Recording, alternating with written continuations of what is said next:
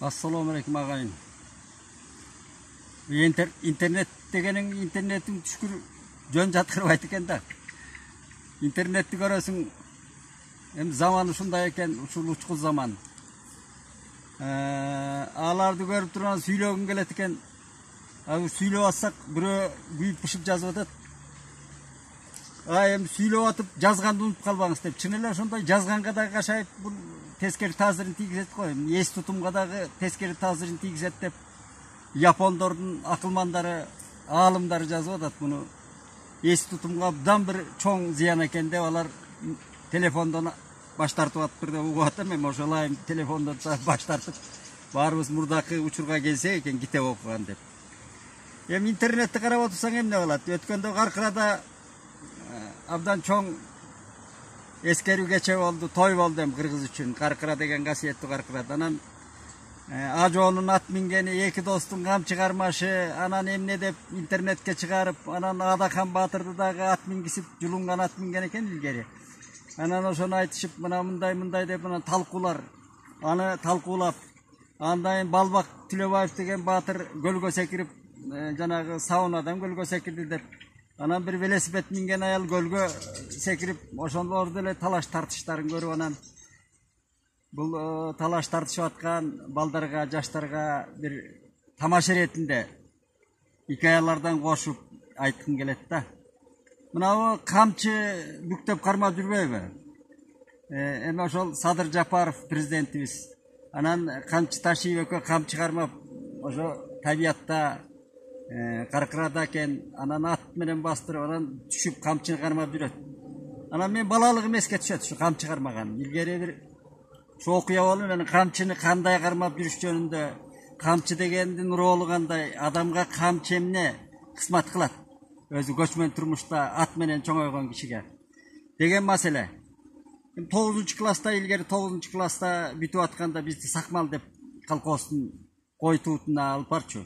Ana oşol koy töldötüde jursam, men uluu ejem oş pezüstünde okutçu, anan al turmuşka çıkıp anan şu alaykuga, jezdem alaykulu gıla alaykudan gelişip duruşu beçara.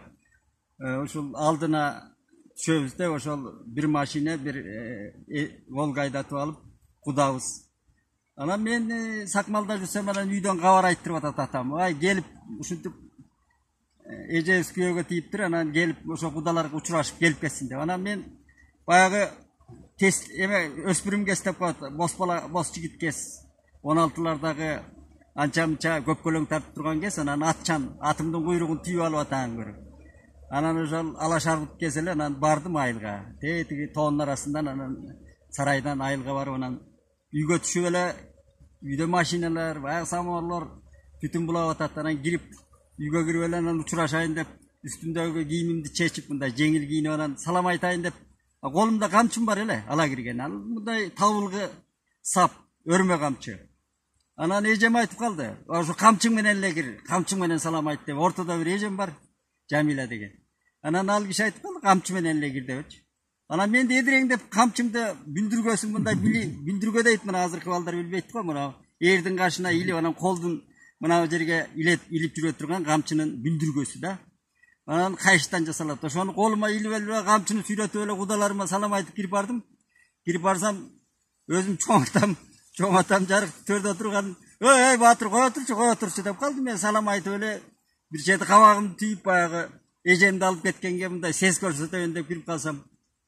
Anam atam, çoň atam koy otur batır dep kaldı.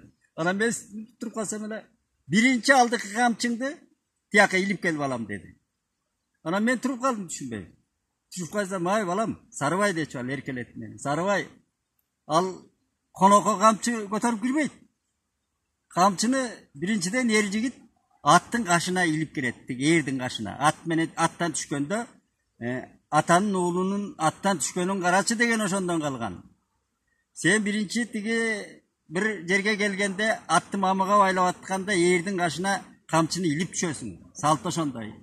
Ekinci andan birö alıp ketet desen, üýgö girerde geregenin başına, sol kolda geregenin başına anan ilip je gireberiş, tam üy bolsa gireberişke ilip anan giresin. Al kamçını kolga karmap giriyor degen ses görsetүү. душмандык, мен душманмын сага, же мындай деп сес көрсөтүү болот ал. Деп анан эле мен салам айткыча эле аксакал чоң атам ошентип эле мени кайра кызартып анан эшикке чыгып камчым билип анан киргем да. Мен өмүр бою ошол сөз эсимде калды. Мына ат мингенде, жайлоолорго барганда ошол сөз өзүмө кылт этет да. Эми азыр доор өзгөрүп кетти, кийинкилер билбей калды бул салтты. Анан ал көчмөн турмушта ошондой экен. Камчыны алып жүрүүнүн өзүнүн эрежелери болгон да. Анан эки дос президент менен коопсуздук комитетинин төрагасы экөө достор да эми ал жай кезде эс алып атышат. Анан барып анан камчыны колго кармап алгандан дагы азыркы кыргыздар дүрбөй ошону билип билбей жанагыдай сөздөрдү айтып атат. Өзү негизи камчыны жай кезде колго кармап жүрбөйт, ошол салт боюнча ошону айтып коеюн дедим да. Андан кийин анан ат мингенин айтат, өткөн сүрөткө аны жабалактатып эмне чыгарышканын билбейм, баарын эле чыгарып сүрөттөрүн жарыялап жибериптир. Эми бул жетекчилердин өзү купуя бир жүрүш-турушунда эрежелери болуш керек да. Баскан турганын баарын эле жарыялай берген, кандай сүрөтчү жүрөт жанында билбейм ага. Эмне максатта чыгарат анын баары. Анын баары эле мына бекерчиликте жанагыдай эле ушак аяң сөзгө айланып кете берет экен. Мен ошондойду каалабас элем. Өзү падышалардын ичинде, хандардын, анан кийинки эле мына генсектердин, биздин президенттердин өзүнүн бир эрежелери бар да, жүрүм турум эрежелери. Анан ошол мамлекеттик жетекчилердин өзү. Жөн киши жүрө берет, бизге окшоп мына бактын арасында сүйлөп тура берет да. Анан эми ошол ош жактан бир тең түшүм чалып атат, ай Конкобай, ал Садыриниңе бир жакшыраак ат мингизип койбойсуңбу, көрпөчөсү да кысыл экен депчи. Мен айтып атпайм, бай, ал кыргыз ошондой мине берет атты ар кандай. Ал Камбар ата тукумунун жакшы жаманы жок, ары Камбар ата эң башкысы эжек минбейт деп тамашалап атам да. Анан карасаң, сүрөттөн карасаң ошондой ат экен. Анан эми аны ошон тамашага айландырып жооп берип атам да. Эми бул ат минген жакшы, ушундай учурдан улам бир эске түшөт. Өткөн доорлордун бир жакшы сабак боло турган учурларда. Мына Кубатуулу Калыгул деген болгон.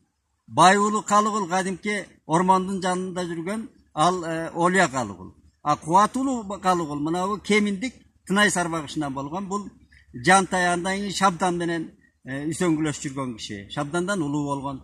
Анан өзү бетке айткан, абдан сөзмөр киши болгон экен. Кадимки жана Кенесарынын башын ошо омбуга жеткиргендердин бири ушу Кубатуулу Калыгул деп айтылат да. Эми сөздү кыскартып айтканда, Калыгул ошо тике сүйлөчү экен. Шабданга да бир эки жолу катуу сүйлөп коюп элгөсүнчө чындыкты айтып. Анан Шабдан ичинен мындай жаман көрүп калганбы, анан Кубатуулу ушу Калыгулдун өзүнүн уругунан бир жигит жоого жыгылып, анан ошого Шабдан айыпты көбүрөөк салдырып коюптур. Эр болсоң кутулуп көрчү деп. Эми аны кутулганда уруу башчысы Кубатуулу ошо Калыгул кутулуш керек да. Анан Калыгул ары ойлонуп, бери ойлонуп, тилдин азабын тарттым. Эми эмне кылам, буну соттотуп ийсем да намыс, кестирип ийсем, айдатып ийсем Сибирге. Мына Байтиктен жардам сурайын деп, анан Байтикке кечкүсө экен, ушу кел атат дейт. Келетсе жолдон ушул Солтонунда бир Абайылда деген баатыр жигити баягы түлкү улап, коён улап, шайырлатып жүргөн экен, салбурун кылып жигиттер менен. Анан ал жерден мына кеминин үстүнөн жолуп калып учурашып, анан тиге Калыгулдун таарынып жүргөнүн билет экен алар, бери жактан жатып алып. Уруунун ичинде ошондой ичме тап, бири-бирин иштарды көрө албастыктар болгон, азыр деле бар да. Анан Калыке, эми сизди угуп атабыз, ошол Шабдан иниңиз жектеп аттыр. Бизге келе бербейсизби? Мына Солто деген кеңпейил ток эл болот, биз сизди батыр балабыз, ардактап десе, анда Калыгул айтат дейт. Батыр, таластан бир тай жетелеп, таластан бир тайды чүйгө жетелеп, чүйдөн нарынга жетелеп, сен деле батып жүрбөйсүңбү кыргызга, анан мен кантип батпайын деп. Себеби тиги канакрат, орусча айтканда жана жылкы тийип ууру кылган киши экен, Абайылда деген, ошону айткан экен да. Андан ал Абайылда тескери кетти дейт, андан келип Байтикке келиптир. Байтикке келсе, анан кечкурун экен дейт, үйүндө конок.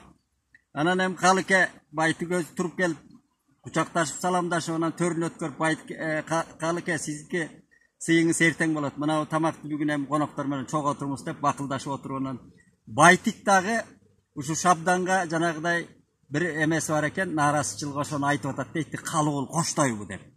Эми Калыгулдун эмне деп келип атканын Байтик билет, сезет. Себеби аны ошондой жеткирип турган кишилери болгон да. Өткөндө мынау Токмоктун базарында шабдан эле дейбиз, ушу бир болбогон бир караламан эл менен ушу тамак ичип отурат, аш жеп отурат. Ушу Шабдан мырза болбойбу? Бул ак сөөк болбойбу? Эл башкарып тетиги Орусиянын биздеги эл эмеси болсо, өкүлү болсо, эл башкарган киши болсо, ушул ылгабай эле отура берет турбайбы деп. Анан Калыгул жакты караптыр. Кандай дейсиз Калыке дегендей кылыпчы, мындай карасаң да Калыгул айтат дейт. Байтыкем ал Шабдан кыргыз ошентип ылгабай отура берет дептир. Кайран киши. Ал Байтыктын артынан сөз ичиген сөз бар. Ошондон улам мындай айтканда катуу соккон да. Анан ошо менен эртесинен жат болуп эле Байтык ачуусу келгенде бир мурут ноосуна салып чайнаган киши экен. Анан ошентип анан жат эртең менен эрте Калыгул жигиттерин тургузуп алып жолго чыгып кетип атат дейт. Анан жигиттер сураптыр. Эртелеп эле эмне дүргөтүп Калыке? Тамак ичип алып эле тайын жеп алып кетпейт белек десе, ак кок үйгүн балдар билбейт турбайсыңарбы?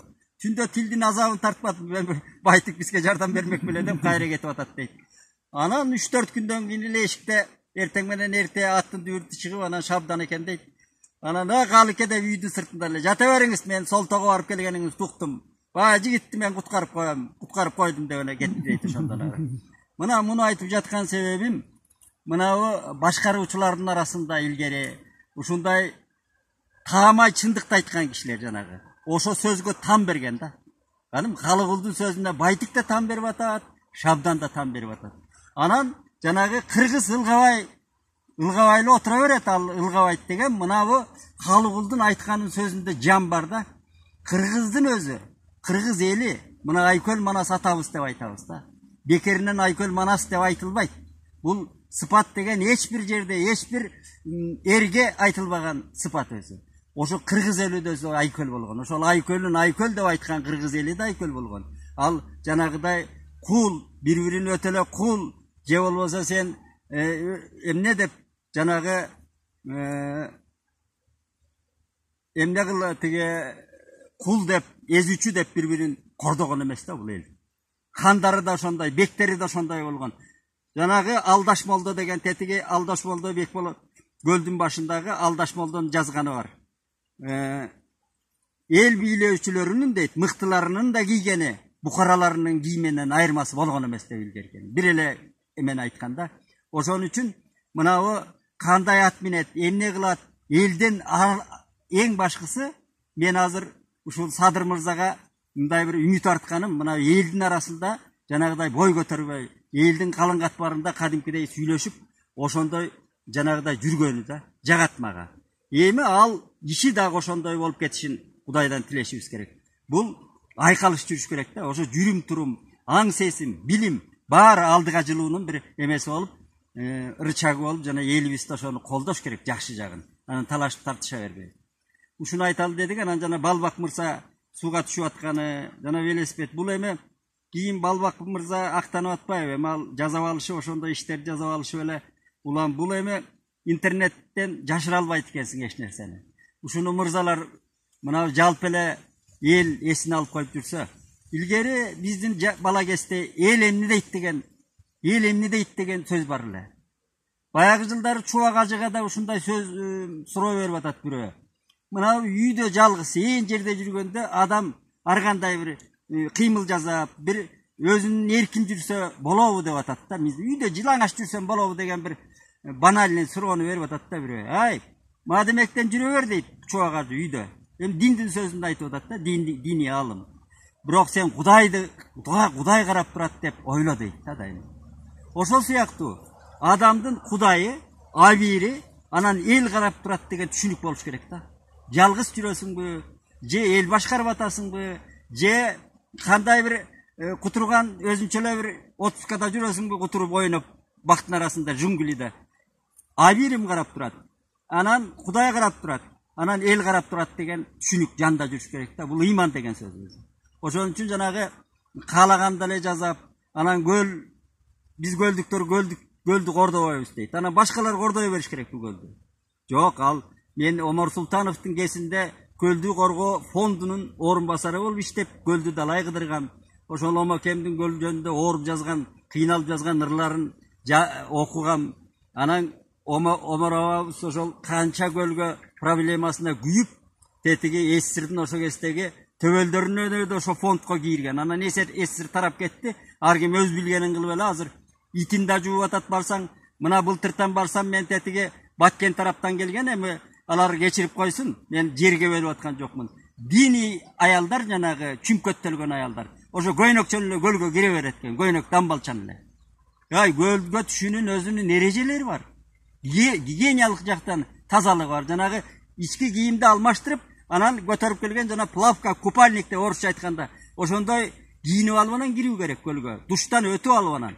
Көл ыйык. Биринчиден ал жалпы элдин, мамлекеттин карамагындагы көл азыр. Байлыгы, элдин жүзү, элдин күзгүзү көл деген. Анан ар ким жанагыдай саунадан секирип, велосипед менен секирип, буга тыюу салуу керек.